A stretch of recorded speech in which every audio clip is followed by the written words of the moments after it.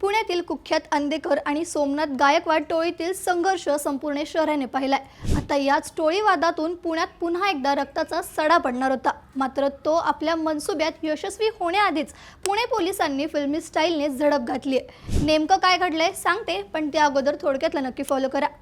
तर पुणे पोलिसांनी अंधेकर टोळीतल्या एका अट्टल गुंडाला अटक केली आहे। पोलिसांनी दिलेल्या माहितीनुसार ओम गणेश नगरकर असं अटक करण्यात आलेल्या गुंडाचं नाव आहे। समर्थ आणि लष्कर पोलीस ठाण्यातील गंभीर गुन्ह्यांमध्ये तो गेल्या 8 महिन्यांपासून पोलिसांना गुंगारा देऊन फरार होता। गुन्हे शाखेच्या युनिट 1चं पथक गस्त घालत असताना पोलीस अंमलदार निलेश साबळे आणि हेमंत पेरणे यांना हा फरार गुंड हडपसर मधल्या कॅनल परिसरात एका मोठ्या गुन्ह्याच्या तयारीत दबात धरून बसल्याची खात्रीशीर माहिती मिळाली।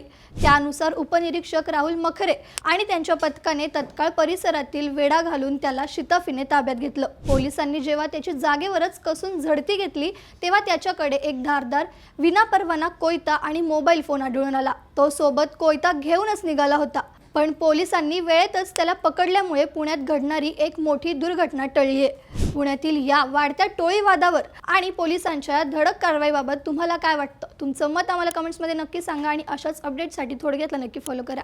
बातमी म्हणजे थोडक्यात।